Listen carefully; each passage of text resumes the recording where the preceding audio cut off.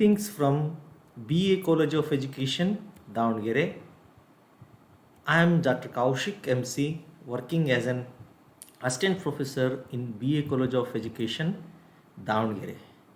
So, friends, in the previous session, we have discussed about Disability Act 1995. Today, we shall once again discuss about Convention of Right of Act 1992 in the paper Inclusive Education. ಆತ್ಮೀಯ ಮಿತ್ರರೇ, ನಾವು ಈ ದಿವಸ ಹಕ್ಕು ಕಾಯ್ದೆಯ ಸಮಾವೇಶ 1992 ಇದರ ಬಗ್ಗೆ ಕೆಲವೊಂದು ಮಾಹಿತಿಯನ್ನು ತಿಳಿದುಕೊಳ್ಳೋಣ.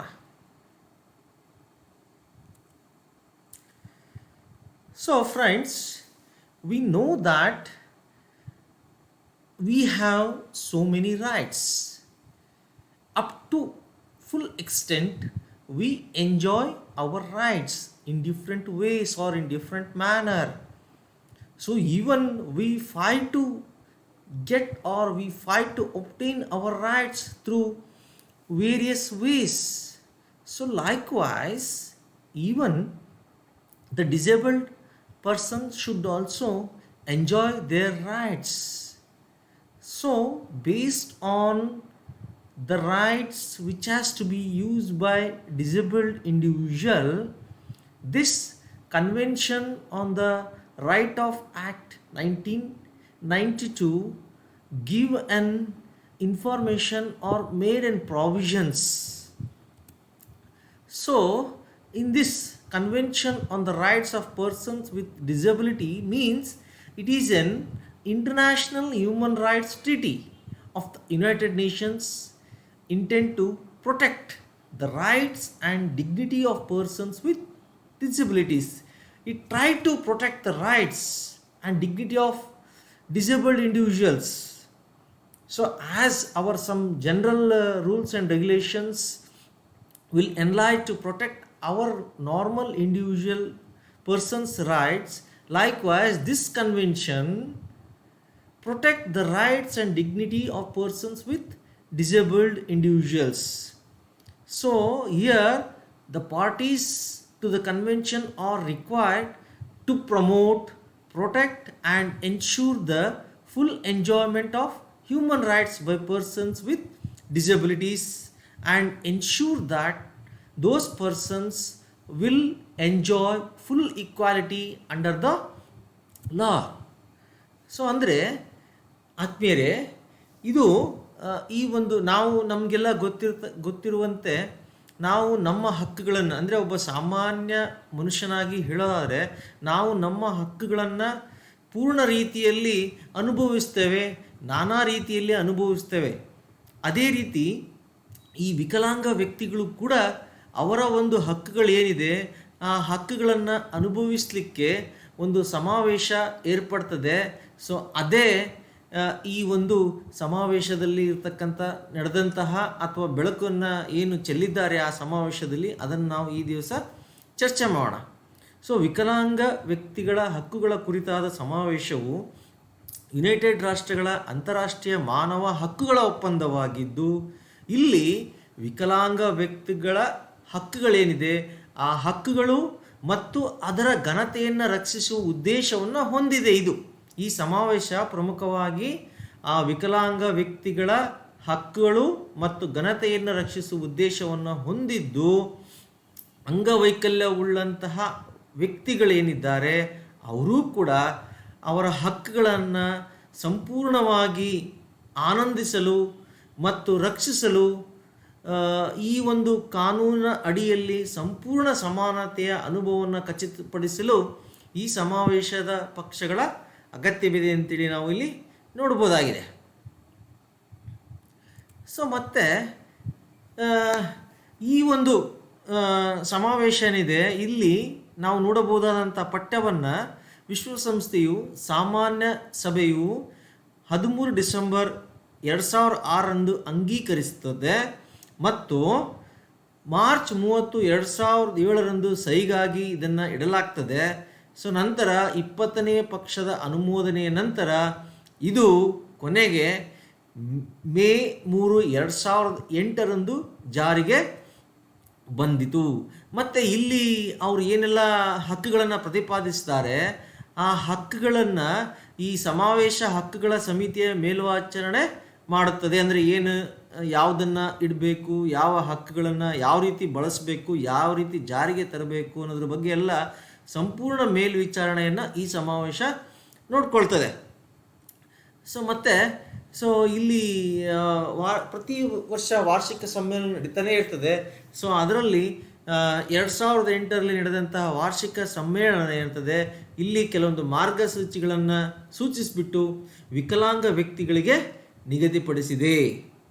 So friends, this text was adapted by the United Nations General Assembly on 13th December 2006 and opened for signature on 30th March of 2007. Following ratification by the 20th party, it came into enforcement on 3rd May 2008. And this convention is monitored by the Committee on the Rights of Persons with Disabilities, for which annual conferences of state parties to the CRPD have set the guidelines since 2008. Okay, so CRPD means Conventions of Rights of Persons with Disability. They have set up a guidelines since 2008. So now let us see what are those guidelines, what they have mentioned, what are the rights of the disabled individuals should be discussed further. See, they have mentioned in that convention totally 50 articles. So ಈ ಒಂದು ಸಮಾವೇಶದಲ್ಲಿ ಅವರು ಸುಮಾರು 1ರಿಂದ 50 ಹಕ್ಕುಗಳನ್ನು ಇಲ್ಲಿ ನಮೂದಿಸಿದ್ದಾರೆ. ಅದನ್ನು ಒಂದೊಂದಾಗಿ ನೋಡ್ತಾ ಹೋಗೋಣ. ಸೊ ಮೊದಲನೇದಾಗಿ ಆರ್ಟಿಕಲ್ 1, ಮೊದಲನೇ ಆರ್ಟಿಕಲ್ ಏನು ಹೇಳ್ತದೆ ಅಂತಂದರೆ, ಇದು ವಿವರಿಸ್ತದೆ ಉದ್ದೇಶ ಏನಿದೆ, ಈ ಸಮಾವೇಶದ ಉದ್ದೇಶ ಏನಿದೆ ಅನ್ನೋದನ್ನು ವಿವರಿಸ್ತದೆ. The article 1 defines the purpose of the convention. So what will be the purpose? To promote, to protect and to ensure the full and equal enjoyment of all human rights and fundamental freedoms by all persons with disabilities, and to promote respect for their inherent dignity. So as we already discussed, this convention enlightens the promotion, protection and ensurement of full and equal enjoyment of their rights. So I already told, the disabled individuals should also enjoy their rights as we enjoy, as being a normal human individuals, how we enjoy. In the similar way, let them enjoy their rights. So this is the purpose of this convention, which is mentioned in article 1. ಅಂದರೆ ನಾವು ಏನು ಇದುವರೆಗೂ ನಾನು ಹೇಳಿದೆ, ಅಂದರೆ ನಮ್ಮ ಹಕ್ಕುಗಳನ್ನು ನಾವು ಯಾವ ರೀತಿ ಅನುಭವಿಸಬೇಕು, ಅದನ್ನು ಯಾವ ರೀತಿ ರಕ್ಷಿಸಬೇಕು ಅನ್ನೋತಕ್ಕಂಥ ಒಂದು ಉದ್ದೇಶವನ್ನು ಇಲ್ಲಿ ಮೊದಲನೇ ಆರ್ಟಿಕಲ್ನಲ್ಲಿ ವಿವರಿಸಿದ್ದಾರೆ. ಸೊ ಏನು ಹೇಳ್ತಾರೆ ಅಂತಂದರೆ, ಇಲ್ಲಿ ಎಲ್ಲ ವಿಕಲಾಂಗ ವ್ಯಕ್ತಿಗಳಿಂದ ಎಲ್ಲ ಮಾನವ ಹಕ್ಕುಗಳು ಮತ್ತು ಮೂಲಭೂತ ಸ್ವಾತಂತ್ರ್ಯಗಳನ್ನು ಪೂರ್ಣ ಪ್ರಮಾಣದಲ್ಲಿ ಮತ್ತು ಸಮಾನವಾಗಿ ಆನಂದಭರಿತವಾಗಿ ಉತ್ತೇಜಿಸುವುದು ಮತ್ತು ರಕ್ಷಣೆ ಮಾಡುವುದು ಮತ್ತು ಅದನ್ನು ಖಚಿತಪಡಿಸುವುದು ಮತ್ತು ಅವರ ಅಂತರ್ಗತ ಘನತೆಗೆ ಗೌರವವನ್ನು ಉತ್ತೇಜಿಸುವುದನ್ನು ಈ ಮೊದಲನೇ ಆರ್ಟಿಕಲ್ನಲ್ಲಿ ಹೇಳಿದ್ದಾರೆ. Then next article 2, what it says, it provides some definitions of some keywords which is mentioned in Convention of Rights of Persons with Disability. So here they are mentioned certain provisions which is meant for communication. For communication, what they have to use, they can use braille, they can use sign language, even they can use plain language and non-verbal mode of communication. In these ways they can communicate. So here they defines what do you mean by braille, how it should be set up, in what way they has to, or how they has to use the sign language or plain language, and in what way they have to communicate in non-verbal form. As well as they have mentioned some of the provisions for discrimination on the basis of disability. So if any person discriminate, what they have to do? Okay, this is here in the article it is mentioned. As well as it also made a provision for reasonable accommodation and even for universal design. ಆತ್ಮೀಯರೇ, ಈ ಎರಡನೇ ಆರ್ಟಿಕಲ್ನಲ್ಲಿ ಏನು ಹೇಳಿದ್ದಾರೆ, ಕೆಲವೊಂದು ನಿಬಂಧನೆಗಳನ್ನು ವಿಧಿಸಿದ್ದಾರೆ. ಅದನ್ನು ಯಾವುದಕ್ಕೋಸ್ಕರ ಅಂತಂದರೆ, ಮೊದಲನೇದಾಗಿ ಸಂವಹನ, ಅಂದರೆ ಅವರು ಹೇಗೆ ಸಂವಹನ ನಡೆಸಬೇಕು ಅನ್ನೋದ್ರ ಬಗ್ಗೆ ಇಲ್ಲಿ ಹೇಳ್ತಾರೆ. ಬ್ರೈಲ್ನ ಬಳಸೋದಾಗಿರ್ಬೋದು, ಅಥವಾ ಕೆಲವೊಂದು ಸಾಂಕೇತಿಕ ಭಾಷೆಯನ್ನು ಬಳಸೋದಾಗಿರ್ಬೋದು, ಅಥವಾ ಕೆಲವೊಂದು ಸಂದರ್ಭದಲ್ಲಿ ಸಾಧ್ಯವಾದರೆ ಅವರಿಗೆ ಸರಳ ಭಾಷೆಯನ್ನು ಬಳಸೋದಾಗಿರ್ಬೋದು, ಮತ್ತು ಅಮೌಖಿಕ ಸಂವಹನ ಸೇರಿದಂತೆ ಒಟ್ಟಾಗಿ ಅವರು ಇಲ್ಲಿ ನಡೆಸಬಹುದಾದಂಥ ಸಂವಹನದ ಬಗ್ಗೆ ಇಲ್ಲಿ ವಿವರಣೆಯನ್ನು ನೀಡಿದ್ದಾರೆ. ಮತ್ತು ಅದರ ಜೊತೆಗೆ ಕೆಲವೊಂದು ನಿಬಂಧನೆಗಳನ್ನು ಕೂಡ ಅವರಿಲ್ಲಿ ಹೇಳಿದ್ದಾರೆ. ಅದು ಈ ತಾರತಮ್ಯ ಆದರೆ ಏನು ಮಾಡಬೇಕು, ಅದರಲ್ಲೂ ಕೂಡ ಅಂಗವೈಕಲ್ಯದ ಆಧಾರದ ಮೇಲೆ ತಾರತಮ್ಯ ಆದರೆ ಯಾವ ರೀತಿಯಾದಂಥ ನಿಬಂಧನೆಗಳನ್ನು ಉಪಯೋಗಿಸಬೇಕು ಅಂತೇಳಿ ಈ ಆರ್ಟಿಕಲ್ 2ರಲ್ಲಿ ಹೇಳಿದ್ದಾರೆ. ಮತ್ತು ಅದರ ಜೊತೆಗೆ ಈ ಆರ್ಟಿಕಲ್ 2ರಲ್ಲಿ ಈ ಸಮಂಜಸ, ಅಂದರೆ ಅಂಗವಿಕಲರಿಗೆ ಸಮಂಜಸವಾದಂತಹ ವಸತಿಯ ಬಗ್ಗೆ ಕಲ್ಪಿಸುವುದು ಕೂಡ ಇಲ್ಲಿ ನಿಬಂಧನೆಯನ್ನು ಹೇರಿದ್ದಾರೆ. ಮತ್ತು ಸಾರ್ವತ್ರಿಕ ವಿನ್ಯಾಸ ಇದರ ಬಗ್ಗೆ ಕೂಡ ಇಲ್ಲಿ ಹೇಳಿದ್ದಾರೆ. So next let us know what is present in this article 3. So here this article 3 delineates the CRPD's 8 general principles. Okay, next I will highlight those 8 general principles, while article 4 delineates parties on general obligations. So now let us go through those 8 general principles. See, these 8 guiding principles that underline in the convention delineated in article 3. Like, the first principle is respect for inherent dignity, individual autonomy, including the freedom to make one's own choices and independence of persons. Totally it highlights the freedom given to the disabled individuals. Okay, ಅಂದರೆ ಪ್ರಮುಖವಾಗಿ ಒಬ್ಬ ಅಂಗವಿಕಲನ ಅಂತರ್ಗತ ಘನತೆಗೆ ಗೌರವ ನೀಡ್ತಕ್ಕಂಥದ್ದಾಗಿರ್ಬೋದು, ಒಬ್ಬರ ಸ್ವಂತ ಆಯ್ಕೆಗಳನ್ನು ಮಾಡುವ ಸ್ವಾತಂತ್ರ್ಯ ಮತ್ತು ವ್ಯಕ್ತಿಗಳ ಸ್ವಾತಂತ್ರ್ಯ ಸೇರಿದಂತೆ ವೈಯಕ್ತಿಕ ಸ್ವಾಯತ್ತತೆಯ ಬಗ್ಗೆ ಈ ಮೊದಲನೇ ಪ್ರಿನ್ಸಿಪಲ್ ಹೇಳ್ತದೆ. Then second principle highlights on non discrimination, ತಾರತಮ್ಯ ರಹಿತವಾದಂತಹ ವಾತಾವರಣವನ್ನು ಹೇಗೆ ಅಲ್ಲಿ ನಿರ್ವಹಣೆ ಮಾಡಬೇಕು, ಸೊ ತಾರತಮ್ಯ ಆದರೆ ಏನು ಮಾಡಬೇಕು ಅಂತೇಳಿ ಈ ಎರಡನೇ ಪ್ರಿನ್ಸಿಪಲ್ನಲ್ಲಿ ಹೇಳಿದ್ದಾರೆ. Then third principle highlights the full and effective participation and inclusion in our society.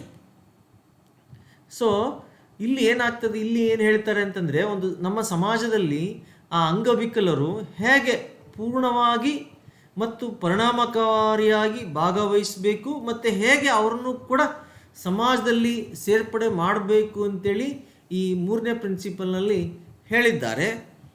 So likewise, the fourth principle enlightened on respect for difference and acceptance of persons with disabilities as a part of human diversity and humanity, which is very essential. Okay, so ಅಂದರೆ ಅವರು ಕೂಡ ಮಾನವರು, ಅವರೇನು ಮಾನವರಿಗಿಂತ ಭಿನ್ನ ಅಲ್ಲ ಅನ್ನೋ ಒಂದು ಅಂಶವನ್ನು ಪರಿಗಣನೆಗೆ ತೆಗೆದುಕೊಂಡ್ಬಿಟ್ಟು ಮಾನವ ವೈವಿಧ್ಯತೆ ಮತ್ತು ಮಾನವೀಯತೆಯ ಭಾಗವಾಗಿ ಅಂಗವೈಕಲ್ಯ ಹೊಂದಿರುವ ವ್ಯಕ್ತಿಗಳ ವ್ಯತ್ಯಾಸ ಮತ್ತು ಸ್ವೀಕಾರಕ್ಕೆ ಗೌರವವನ್ನು ನೀಡೋದ್ರ ಬಗ್ಗೆ ಈ ಒಂದು ಪ್ರಿನ್ಸಿಪಲ್ನಲ್ಲಿ ಹೇಳಿದ್ದಾರೆ. Then fifth principle highlights on equality of opportunity. Okay, ಅಂದರೆ ಈ 5ನೇ ಪ್ರಿನ್ಸಿಪಲಲ್ಲಿ ಏನು ಹೇಳ್ತಾರೆ ಅಂತಂದರೆ, ಅವ್ರಿಗೂ ಕೂಡ ಸಮಾನ ಅವಕಾಶ ನೀಡಬೇಕು. ಅವರೇನು ಎಲ್ಲರಿಗಿಂತ ಭಿನ್ನ ಅಲ್ಲ, ಅವರು ಕೂಡ ನಮ್ಮಂತಹ ಸಾಮಾನ್ಯ ವ್ಯಕ್ತಿಗಳ ರೀತಿಯಲ್ಲೇ ಅವರು ಇರಬೇಕು. ನಾವು ಏನು ಅನುಭವಿಸ್ತಾ ಇದ್ದೇವೆ ಅವರು ಕೂಡ ಅನುಭವಿಸಬೇಕು, ಅದು ಯಾವುದಾರಾಗಿರ್ಬೋದು. ಸೊ ಅವ್ರಿಗೂ ಕೂಡ ಸಮಾನ ಅವಕಾಶ ಸಿಗಬೇಕು ಅಂಥೇಳಿ ಈ 5ನೇ ಪ್ರಿನ್ಸಿಪಲ್ನಲ್ಲಿ ಹೇಳಿದ್ದಾರೆ. Then sixth principle is explains about accessibility, ಅಂದರೆ ಅವರು ಹೇಗೆ ಪ್ರವೇಶಿಸಬಹುದು, ಯಾವ ರೀತಿಯಾಗಿ ಅಂತೇಳಿ ಇಲ್ಲಿ ಹೇಳ್ತಾರೆ. Then seventh principle enlighten on equality between men and women, ಅಂದರೆ ಪುರುಷ ಮತ್ತು ಮಹಿಳೆಯರ ನಡುವಿನ ಸಮಾನತೆಯನ್ನು ಇದು ಹೇಳ್ತದೆ.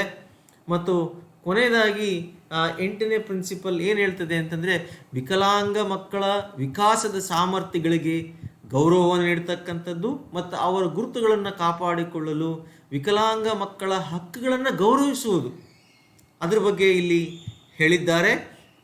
So here in the 8th principle it enlightens on giving respect for the evolving capacities of children with disabilities and respect for the right of children with disabilities to preserve their identities.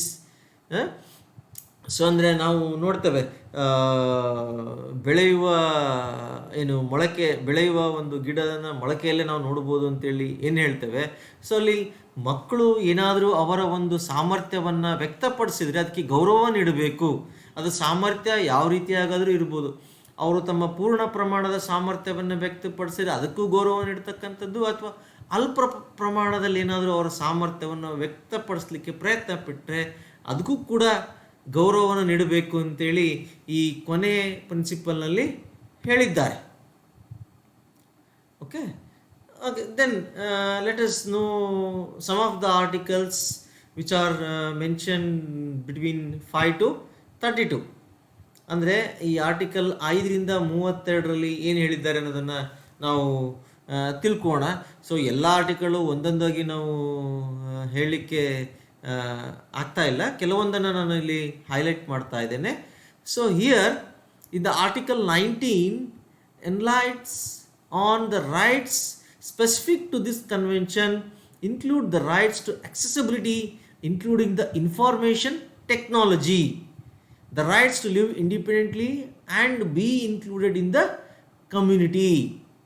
Okay, as well as this article 20 mentions about the personal mobility, which is very essential for the disabled individuals, as well as in the article 19 the disabled individuals should also allow to access the knowledge of information technology. They should also use the gadgets. Okay, and this article 26 mention the habilitation and rehabilitation, where they have to live. If there is any distraction in their habilitation, how can we provide rehabilitation? This is mentioned in the article 26. And in articles 29 and 30 mentions the participation in political and public life as well as cultural life, where they can get recreation, and as well as including those individuals in sport also. Nowadays we can see in all these areas these disabled individuals are participating due to mention of these things in these articles. Okay, so ಆತ್ಮೀಯರೇ, ನಾವು ಈ articles 5ರಿಂದ 32ವರೆಗೂ ಏನು ಹೇಳ್ತಾರೆ ಅನ್ನೋದನ್ನು ಇಲ್ಲಿ ನೋಡೋಣ. So ಮೊದಲನೇದಾಗಿ article 19 ಅಂದರೆ ಲೇಖನ 19ರಲ್ಲಿ ಏನು ಹೇಳಿದ್ದಾರೆ ಅಂತಂದರೆ, ಒಂದು ನಿರ್ದಿಷ್ಟವಾದ ಹಕ್ಕುಗಳಲ್ಲಿ ಏನಿದೆ ಅದರಲ್ಲಿ ಮಾಹಿತಿ ತಂತ್ರಜ್ಞಾನವೂ ಕೂಡ ಸೇರಿಕೊಂಡಿದೆ. ಸೊ ಆ ಮಾಹಿತಿ ತಂತ್ರಜ್ಞಾನಕ್ಕೆ ಪ್ರವೇಶದ ಹಕ್ಕುಗಳು, ಅವರು ಕೂಡ ಈ ಗಣಕಯಂತ್ರವನ್ನು ಬಳಸ್ತಕ್ಕಂಥದ್ದು ಅಥವಾ ಇನ್ನಿತರೆ ವಿದ್ಯುನ್ಮಾನ ಸಾಧನಗಳನ್ನು ಹೇಗೆ ಬಳಸಬಹುದು ಅನ್ನೋದು ನಾವು ನೋಡ್ತೇವೆ. ಇತ್ತೀಚಿನ ದಿನಗಳಲ್ಲಿ ಈ ಕೆಲವೊಂದು ಗಣಕಯಂತ್ರಗಳನ್ನು ನಾವು ಏನು ನೋಡ್ತೇವೆ, ಸೊ ಆ ಗಣಕಯಂತ್ರಗಳು ಬ್ರೈಲ್ ಲಿಪಿಯನ್ನು ಹೊಂದಿದ್ದು ಆ ಅಂಗವಿಕಲರು ಕೂಡ ಆ ಒಂದು ವಿದ್ಯುನ್ಮಾನಗಳನ್ನು ಸುಲಭವಾಗಿ ಬಳಸಬಹುದಾದ ರೀತಿಯಲ್ಲಿ ಈ ಇತ್ತೀಚಿನ ದಿನಗಳಲ್ಲಿ ನಾವು ವಿದ್ಯುನ್ಮಾನ ಸಾಧನಗಳನ್ನು ನೋಡ್ಬೋದಾಗಿದೆ. ಮತ್ತು ಇಲ್ಲಿ ಈ ಲೇಖನ 19ರಲ್ಲಿ ಅವರು ಸ್ವತಂತ್ರವಾಗಿ ಬದುಕುವ ಮತ್ತು ಸಮುದಾಯದಲ್ಲಿ ಸೇರ್ಪಡೆಗೊಳ್ಳುವ ಹಕ್ಕುಗಳ ಬಗ್ಗೆ ಇಲ್ಲಿ ಹೇಳಿದ್ದಾರೆ. ಮತ್ತು ಅದೇ ರೀತಿ ಆರ್ಟಿಕಲ್ 20ರಲ್ಲಿ ಏನು ಹೇಳ್ತಾರೆ ಅಂತಂದರೆ ಅವರ ವೈಯಕ್ತಿಕ ಚಲನಶೀಲತೆ. ಸೊ ಅವರು ನಾನು ಅಂಗವಿಕಲನಾಗಿದ್ದೇನೆ, ನಾನು ಮನೆಯಲ್ಲೇ ಕೂತ್ಕೊಂಡಿರಬೇಕು, ಇಲ್ಲೇ ಇರಬೇಕು, ನಾನು ಏನೇನೂ ಮಾಡಬಾರ್ದು ಅನ್ನೋದಲ್ಲ. ಸೊ ಅವರು ಏನನ್ನಾದರೂ ಕೂಡ ಮಾಡ್ಬೋದು, ಅವರಿಗೆ ಸಾಧ್ಯವಾಗಿರ್ತಕ್ಕಂಥದ್ದನ್ನು ಮಾಡಬಹುದು. ಯಾವ ರೀತಿ ಮಾಡಬಹುದು ಅನ್ನೋದನ್ನು ಈ ಲೇಖನ 20ರಲ್ಲಿ ತಿಳಿಸಿದ್ದಾರೆ. ಮತ್ತು ಅದೇ ರೀತಿ ಆರ್ಟಿಕಲ್ 20ರಲ್ಲಿ ಅವರ ವಾಸಸ್ಥಳದ ಬಗ್ಗೆ ಮತ್ತು ಅವ್ರಿಗೆ ಪುನರ್ವಸತಿಯನ್ನು ಕಲ್ಪಿಸೋದ್ರ ಬಗ್ಗೆ ಇಲ್ಲಿ ಹೇಳ್ತಾರೆ. ಮತ್ತು ಅದರ ಜೊತೆಗೆ ಇದು ಬಹಳ ಪ್ರಮುಖವಾದಂಥದ್ದು ಆರ್ಟಿಕಲ್ 29 ಮತ್ತು 30. ಇಲ್ಲಿ ಇವರು ಕೂಡ ರಾಜಕೀಯ ಮತ್ತು ಸಾರ್ವಜನಿಕ ಜೀವನದಲ್ಲಿ ಸೇರ್ಪಡಿಸಬೇಕು ಅಂತೇಳಿ ಹೇಳಲಾಗಿದೆ. ಮತ್ತು ಅವರು ಕೂಡ ಸಾಂಸ್ಕೃತಿಕ ಜೀವನದಲ್ಲಿ ಪಾಲ್ಗೊಳ್ಳಬೇಕು.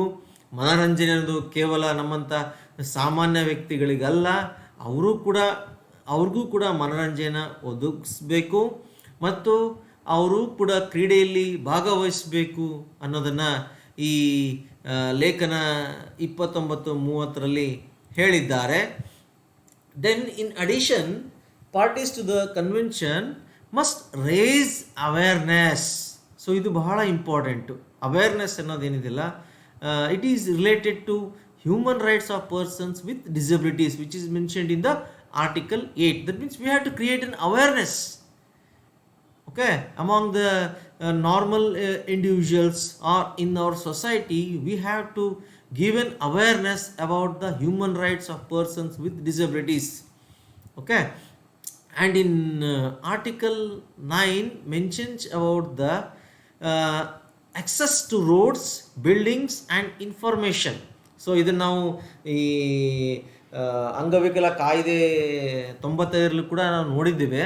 ಸೊ ಹೇಗೆ ಅವರು how can they get an access to roads, buildings and information.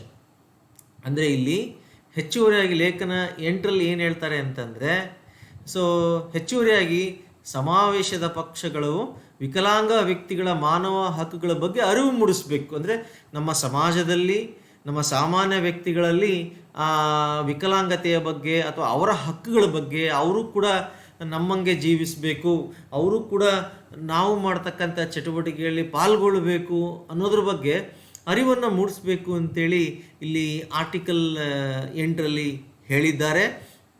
ಮತ್ತು ಅದೇ ರೀತಿ ಆರ್ಟಿಕಲ್ 9ರಲ್ಲಿ ಏನು ಹೇಳ್ತಾರೆ ಅಂತಂದರೆ, ಅವರು ಕೂಡ ಹೇಗೆ ಸಾಮಾನ್ಯ ವ್ಯಕ್ತಿಗಳು ಹೇಗೆ ರಸ್ತೆಗೆ ಮತ್ತು ಕಟ್ಟಡಗಳಿಗೆ ಮತ್ತು ಹೇಗೆ ಪ್ರವೇಶವನ್ನು ಮತ್ತು ಅದರ ಯಾವುದೇ ಇನ್ಫಾರ್ಮೇಷನ್ ಮಾಹಿತಿ ಆಗಿರ್ಬೋದು ಅಲ್ಲಿಗೆ ಹೇಗೆ ಪ್ರವೇಶವನ್ನು ಪಡೆಯಬೇಕು ಅನ್ನೋದ್ರ ಬಗ್ಗೆ ಇದು ಖಚಿತಪಡಿಸಬೇಕು ಅಂತೇಳಿ ಲೇಖನ 9ರಲ್ಲಿ ಹೇಳಿದ್ದಾರೆ. So next let us know some of the articles which are mentioned from 40 to 50. So here we can see some of the articles of 40 to 50. So in that let us see about article 49. What it highlights here, this article govern ratification, entry into force, relation to regional integration organization, and as well as reservations made for them, and also some of the amendment made for them by the government, and denunciation of the convention which are mentioned in the article 49, which requires the convention be available in accessible formats. That means easily they can also access the formats of this convention. Related to this, article 50 was highlighted related to article 49. So there in article 49, they have mentioned about the easily accessible of those formats of convention by using the different languages like Arabic, Chinese, English, French, Russian, and as well as it should be in Spanish texts which are equally authentic. That means if it is in a Chinese language or Chinese text, or if it is in English text, or if it is in French text, it should be equally authentic.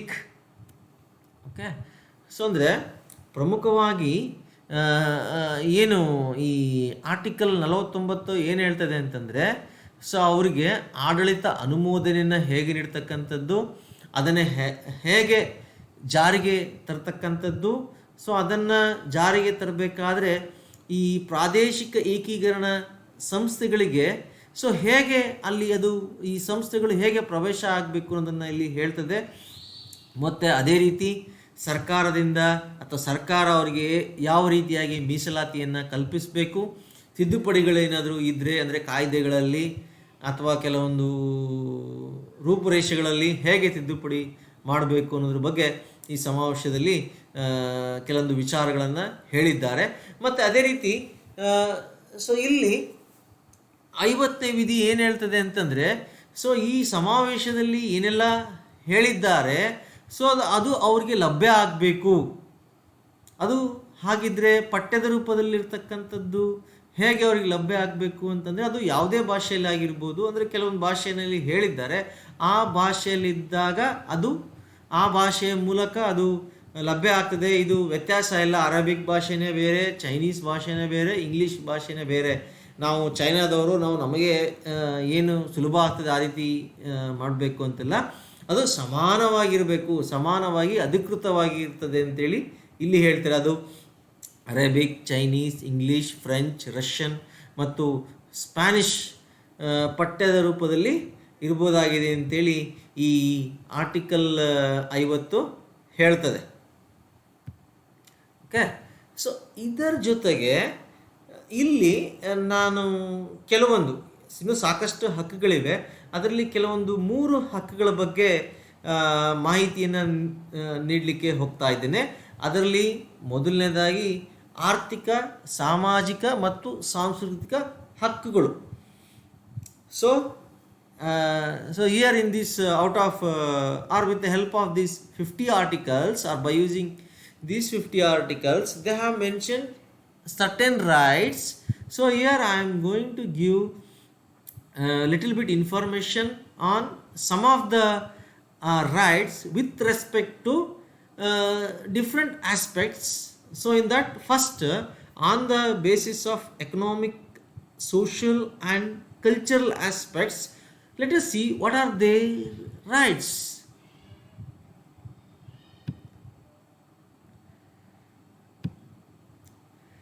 So here, with respect to economic, social and cultural rights, so this CRPD has many freedoms too.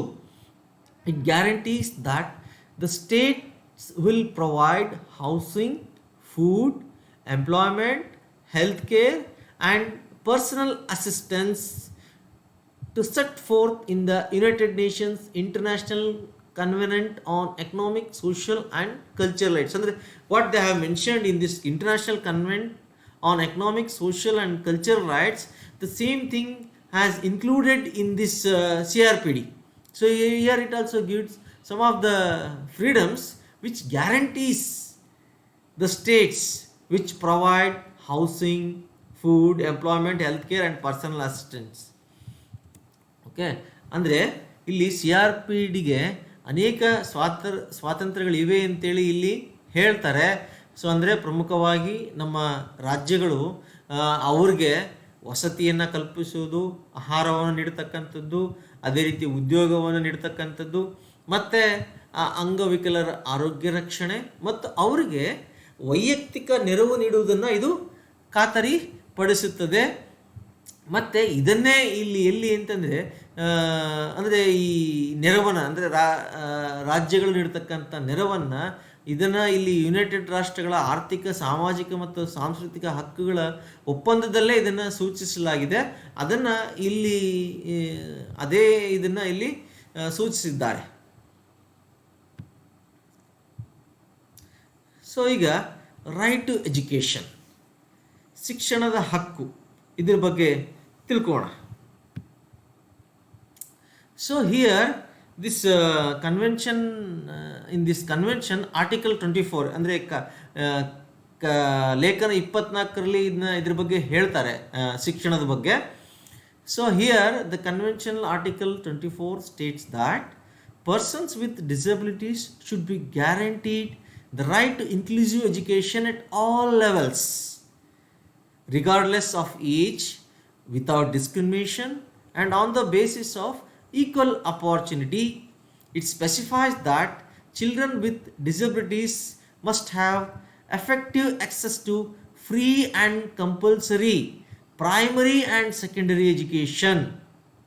Likewise, adults with disabilities should be access to general tertiary education, as well as they should also possess vocational training, which is very essential to lead their life, as well as adult education should be imparted, and there should be lifelong learning. That means education or learning should not be stopped at certain age. It should be lifelong learning. Even the disabled individual should also learn throughout their life, which is mentioned in the article 24. So ಅಂದರೆ ಇಲ್ಲಿ ಲೇಖನ 24ರಲ್ಲಿ ಅವರ ಶಿಕ್ಷಣದ ಬಗ್ಗೆ ಹೇಳಿದ್ದಾರೆ. ಅಂದರೆ ಪ್ರಮುಖವಾಗಿ ಇಲ್ಲಿ ಅಂಗವಿಕಲರಿಗೆ ಅಥವಾ ವಿಕಲಾಂಗರಿಗೆ ವಯಸ್ಸನ್ನು ಪರಿಗಣನೆಗೆ ತೆಗೆದುಕೊಳ್ಳಬಾರ್ದು. ವಯಸ್ಸನ್ನು ಪರಿಗಣನೆಗೆ ತೆಗೆದುಕೊಳ್ಳದೆ, ಅಂದರೆ ಯಾವುದೇ ರೀತಿಯಾದಂಥ ತಾರತಮ್ಯವಿಲ್ಲದೆ ಮತ್ತು ಸಮಾನ ಅವಕಾಶದ ಆಧಾರದ ಮೇಲೆ ಎಲ್ಲ ಹಂತದಲ್ಲೂ ಕೂಡ ಶಿಕ್ಷಣವನ್ನು ಪಡಿಬೇಕು ಅನ್ನತಕ್ಕಂಥ ಒಂದು ಹಕ್ಕನ್ನು ಇದು ಖಾತರಿಪಡಿಸುತ್ತದೆ. ಮತ್ತು ನಾವು ಏನು ಇತ್ತೀಚಿನ ದಿನಗಳಲ್ಲಿ ನಾವು ನೋಡ್ತೇವೆ, ಸಾಮಾನ್ಯ ಮಕ್ಕಳು ಕೂಡ ಉಚಿತ ಮತ್ತು ಕಡ್ಡಾಯ ಶಿಕ್ಷಣವನ್ನು ಪಡಿಬೇಕು ಅನ್ನತಕ್ಕಂಥದ್ದನ್ನು ಈ ಶಿಕ್ಷಣ ಹಕ್ಕಿನಲ್ಲೇ ಹೇಳಿದ್ದಾರೆ. ಅದೇ ರೀತಿ ಇವ್ರಿಗೂ ಕೂಡ ವಿಕಲಾಂಗ ಮಕ್ಕಳು ಕೂಡ ಉಚಿತ ಮತ್ತು ಕಡ್ಡಾಯ ಪ್ರಾಥಮಿಕ ಮತ್ತು ಪ್ರೌಢ ಶಿಕ್ಷಣಕ್ಕೆ ಪರಿಣಾಮಕಾರಿಯಾಗಿ ಪ್ರವೇಶವನ್ನು ಹೊಂದಬೇಕು.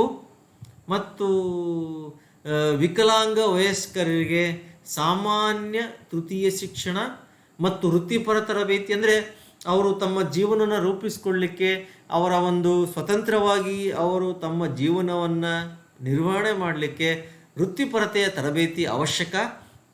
ಈ ವೃತ್ತಿಪರ ತರಬೇತಿಯನ್ನು ನೀಡಬೇಕು. ಮತ್ತು ಅದೇ ರೀತಿ ವಯಸ್ಕರ ಶಿಕ್ಷಣ, ಅಂದರೆ ಯಾರು ಮಕ್ಕಳಿದ್ದಾಗ ಶಿಕ್ಷಣವನ್ನು ಪಡೆದಿರೋದಿಲ್ಲ, ಅವ್ರಿಗೆ ವಯಸ್ಕರಾದರೂ ಕೂಡ ಅವರು ಕೂಡ ಶಿಕ್ಷಣ ಪಡೆಯಬೇಕು. ಮತ್ತು ಅವರು ಅಜೀವ ಕಲಿಕೆಗೆ ಪ್ರವೇಶವನ್ನು ನೀಡಬೇಕು ಅಂತೇಳಿ ಈ ಶಿಕ್ಷಣ ಹಕ್ಕಿನಲ್ಲಿ ಹೇಳಿದ್ದಾರೆ. ಮತ್ತು ಅದೇ ರೀತಿ ಅವರ ಜೀವನಕ್ಕೆ ಉಪಯೋಗ ಆಗ್ತಕ್ಕಂಥ ಅಂಶವನ್ನು ಈ ಕೆಲಸ ಮತ್ತು ಉದ್ಯೋಗದ ಬಗ್ಗೆ ಇಲ್ಲಿ ಹೇಳ್ತಾರೆ. They also highlights on the rights which is essential to work and for employment. So here they mention about work and employment in Article 27. So here it recognizes the rights of persons with disabilities to work on an equal basis of others, like as the normal individual work on the same basis, the disabled individual should also work, which is possible. Okay, so this includes the right to the opportunity to gain a living by work freely chosen or accepted in a labor market. So here they will mention in the labor market, they will mention which are the works that can be done by an disabled individual. So as well as There should be work environment that should be open. There should be create we should create an work environment. So although if we provide an work and if there is no work environment, then how can they work? So there should be an work environment which should be open and inclusive and accessible to persons with disabilities. Okay, suppose if you hire an disabled individuals in information technology and if you provide a normal computer, how can they work? We should provide, or we should prepare that computer in such a way that the disabled individual should also easily access, which is mentioned in this article. Okay, and also the article obligates state parties to safeguard and promote the realization of the right to work. So this happens, sometimes in some institutions we appoint an disabled individual and we threaten that oh, you cannot do that one. We should not safeguard, we should always threat them. Then how can that disabled individual will work? So here this article mentioned the safeguard and promote the realization of the right to work, including for those who acquire a disability during the course of employment. So another thing is mentioned here. Suppose if a normal individual, if he is employed in certain institution or in industry or anywhere, by that time while working, if he come across with any accident and later he turn into disabled individuals, so we should protect them. Okay, so we should take appropriate steps, including through legislation, to prohibit discrimination on the basis of disability with regard to all matters concerning all forms of employment, continuance of employment, career advancement and safe and healthy working conditions. So ಅಂದರೆ ಇಲ್ಲಿ article 27 ಅಂದರೆ ಲೇಖನ 27ರ ಪ್ರಕಾರ ವಿಕಲಾಂಗ ವ್ಯಕ್ತಿಗಳಿಗೆ ಕೆಲಸ ಮಾಡುವ ಹಕ್ಕನ್ನು ಇತರರ ಸಮಾನ ಆಧಾರದ ಮೇಲೆ ಗುರುತಿಸಬೇಕು. ಅಂದರೆ ಇವ್ರಿಗೂ ಕೂಡ ಯಾವ ಇತರೆ ವ್ಯಕ್ತಿಗಳು, ಸಾಮಾನ್ಯ ವ್ಯಕ್ತಿಗಳು ಯಾವ ರೀತಿ ಕೆಲಸ ಮಾಡ್ತಾರೆ, ಅದೇ ರೀತಿ ಇವರು ಯಾವ ಕೆಲಸಗಳನ್ನು ಮಾಡಬಹುದು ಅನ್ನೋದನ್ನು ಮೊದಲನೇದಾಗಿ ಗುರುತಿಸಬೇಕು. ಯಾವ ಕೆಲಸ ಅವರಿಂದ ಆಗ್ತದೆ ಅದನ್ನು ಕಾರ್ಮಿಕ ಮಾರುಕಟ್ಟೆಯಲ್ಲಿ ಮೆನ್ಷನ್ ಮಾಡಬೇಕು. ಮತ್ತು ಅಲ್ಲಿ ಕೆಲಸ ಮಾಡ್ತಕ್ಕಂಥ ವಾತಾವರಣ ಮುಕ್ತವಾಗಿರಬೇಕು. ಓಕೆ, ಸೊ ಮತ್ತು ಅದು ಮುಕ್ತ, ಅಂತರ್ಗತ ಮತ್ತು ವಿಕಲಾಂಗ ವ್ಯಕ್ತಿಗಳು ಕೂಡ ಅಲ್ಲಿ ಪ್ರವೇಶಿಸ್ಬೋದು ಅನ್ನೋದನ್ನು ಇಲ್ಲಿ ಹೇಳ್ತದೆ. ಮತ್ತು ಸಪೋಸ್ ಏನಾದರೂ ಉದ್ಯೋಗ ತಕ್ಕಂಥ ಸಮಯದಲ್ಲಿ ಏನಾದರೂ ಒಬ್ಬ ವ್ಯಕ್ತಿ ಅಂಗವೈಕಲ್ಯವನ್ನು ಪಡೆದುಕೊಂಡ್ರೆ, ಸೊ ಅವರಿಗೆ ಕಾನೂನಿನ ಮೂಲಕ ಸೂಕ್ತ ಕ್ರಮಗಳನ್ನು ತೆಗೆದುಕೊಳ್ಳುವ ಹಕ್ಕನ್ನು ಇಲ್ಲಿ ಹೇಳಿದ್ದಾರೆ. ಸೊ ಅಂದರೆ ಈಗ ಸಪೋಸ್ ಏನಾದರೂ ಯಾವುದೋ ಒಂದು ಇದರಲ್ಲಿ ಯಾವುದೋ ಒಬ್ಬ ವ್ಯಕ್ತಿ ಕೆಲಸ ಮಾಡಬೇಕಾದ್ರೆ ಏನಾದರೂ ಅನಾಹುತ ಆಗಿಬಿಟ್ಟು ಅವನು ಅಂಗವೈಕಲ್ಯವನ್ನು ಹೊಂದಿದರೆ ಕಾನೂನಿನ ಮೂಲಕ ಅವರು ಏನು ಅಂಗವಿಕಲನಾಗಿ ಇರ್ತಾನೆ, ಸೊ ಅವನಿಗೆ ಸೂಕ್ತ ಕ್ರಮಗಳನ್ನು ತೆಗೆದುಕೊಳ್ಬೇಕು ಅಂತೇಳಿ ಹೇಳ್ತಾರೆ. ಮತ್ತು ಅದೇ ರೀತಿ ಅಂಗವೈಕಲ್ಯತೆ ಆಧಾರದ ಮೇಲೆ ಏನಾದ್ರು ತಾರತಮ್ಯ ಮಾಡಿದರೆ ಅದನ್ನು ತಾರತಮ್ಯ ಮಾಡಬಾರ್ದು, ಅದಕ್ಕೆ ನಿಷೇಧವನ್ನು ಹೇರಬೇಕು ಅಂತೇಳಿ ಇಲ್ಲಿ ಹೇಳ್ತಾರೆ. ಮತ್ತು ಅವರ ಕೆಲಸದ ಹಕ್ಕಿನ ಸಾಕ್ಷಾತ್ಕಾರವನ್ನು ರಕ್ಷಿಸಲು ಮತ್ತು ಉತ್ತೇಜಿಸಲು ಈ ಒಂದು ಲೇಖನ ಏನಿದೆ ಇದು ರಾಜ್ಯ ಪಕ್ಷಗಳನ್ನು ನಿರ್ಬಂಧಿಸುತ್ತದೆ. ಮತ್ತು ಎಲ್ಲ ರೀತಿಯ ಉದ್ಯೋಗ ಮತ್ತು ಉದ್ಯೋಗದ ಮುಂದುವರಿಕೆ, ವೃತ್ತಿ ಪ್ರಗತಿ ಮತ್ತು ಸುರಕ್ಷಿತ ಮತ್ತು ಆರೋಗ್ಯಕರ ಕೆಲಸದ ಪರಿಸ್ಥಿತಿಗಳಿಗೆ ಸಂಬಂಧಿಸಿದಂತಹ ಎಲ್ಲ ವಿಷಯಗಳನ್ನು ಈ ಒಂದು ಲೇಖನ 27ರಲ್ಲಿ ಹೇಳಿದ್ದಾರೆ. ಸೊ ಆತ್ಮೀಯರೇ, ನಾವು ಇದುವರೆಗೂ ಕೂಡ ಕೆಲವೊಂದು ಹಕ್ಕುಗಳನ್ನು ಏನು 1992ರ ಸಮಾವೇಶದಲ್ಲಿ ಏನು ಹೇಳಿದ್ದಾರೆ ಅದರ ಬಗ್ಗೆ ಸಂಕ್ಷಿಪ್ತವಾಗಿ ತಿಳಿದುಕೊಂಡಿದ್ದೇವೆ. ಅರ್ಥ ಆಯಿತು ಅಂತ ಅಂದ್ಕೊಂಡಿದ್ದೇನೆ. ಧನ್ಯವಾದಗಳು. So friends, till now we come to know about few rights which are mentioned in this Convention of Right of Act 1992. Hope you have understood. Thank you.